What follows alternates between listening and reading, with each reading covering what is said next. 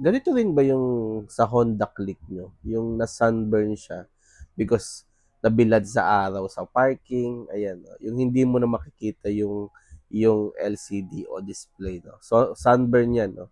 So, ito yung tools na kailangan mo kung magdi-DIY ka. So, pwede mo rin pagawa, pero ako DIY yung ginamit ko. And kailangan mo ng flower na ganyan na screw, no? Para matanggal mo, no? So, yun. So, ito yung flower na sinasabi ko sa inyo na kailangan mong gamit, no? Para matanggal mo siya. Ayan yung tool na sinasabi ko sa inyo, no? Ayan, kasi tatanggalin mo siya isa-isa. Yan lang medyo mahirap lang siya tanggalin, ano? So, ito, yan. Yung unang-unang mong tatanggalin para patanggal mo na yung iba. Ayan. So, yan. So, pahila, pababa ang style niya, no? Kasi may mga lock siya. Ayan yung mga lock niya, no? So, ngayon, meron na pang isa. Ito, na hindi siya halata. So, may screw dyan sa ilalim. So, medyo maliit siya nun. So, nahirapan ako dyan. So, pero may style dyan para hindi ka mahirapan. Tatanggalin mo muna itong isang box na to. Yan. Nakasabit lang siya. Yan. Tanggalin mo lang siya. Yan. Para ma-screw mo na. Ito pa. Make sure na tatanggalin mo yan. Dalawa yan. Ano? Yan. May kamay ko. No? Yung daliri. So, di bali, total niya is 4. Ayan. Tinanggal ko na siya. No? So, screw lang siya. No? Ayan. Tanggalin nyo siya para matanggal nyo na. Then, another tool na kailangan nyo, yun sinabi ko sa inyo kanina, ayan. Malaki tulong niya, no? Hindi lang naman sa motor yan, kahit sa kotse, nagagamit ko yan, ano. So, yan, makikita nyo mamaya yung link niyan, no?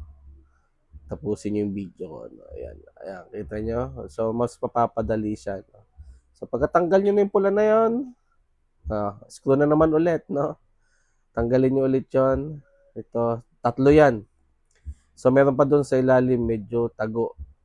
Make sure na tatanggalin nyo, no? Kasi hindi nyo siya mahuhugot, baka lalong masira. Ayun, kung nakikita nyo yun, oh. Sipatin nyo na lang kasi medyo madilim talaga, hindi talaga siya medyo aninag, no? So, ayan, natanggal ko na rin yung connector niya, no, sa LCD. So, yan, tanggal ko na siya. So, yun, tatanggalin nyo lang ulit yon yung nakakabit na yan. Hindi ko alam kung anong tawag dyan, pero rubber lang naman yan, no? Yan, tanggal na siya. So, kita-kita nyo naman, kahit hindi mo na siya i-on, nakita nyo naman na sunburn talaga, no? So, wala ka na makikita. So, yan yung mga screw niya. Tanggalin nyo lang sa harap and then sa likod. Ayan, sa likod. So, ilan lang naman yan. Pero marami-rami rin siya. No? So, pag natanggal nyo na siya, ayan na. Yan na yung kakalabasan, no? So, ingat lang kayo. Ayan, may lock din siya. Dalawa yung lock, no? Bago nyo siya hugutin, make sure, ano nyo yung lock. And ito, delikado siya, nahulog sa akin, ano? So, take note nyo lang na huwag mahuhulog yan, no? So, yan, tinanggal ko na siya. Ayan, tanggal na siya. Yung board mismo, pinaka-motherboard. So, ito yung papalitan natin, yung sticker na yan. So, nakita nyo yan? Ayan, no? Yan yung na-burn, no? So, tinanggal ko na, no? Cutter lang yung pinantanggal ko dyan para matanggal ko. Parang sticker, no? Ayan. So, ito yung nabili ko para mas makamura, no? Hindi na yung buong LCD ang bibili nyo. Yun lang naman papalitan nyo. Ayan, no? Kita nyo naman, ano? So, ayan. Linisin nyo lang ulit, tapos okay lang. Okay, so since walang label, yung nabili ko na polarized na yan, LCD, so gayahin nyo na lang yung sa luma niya, no? Para hindi magkabaliktad, no?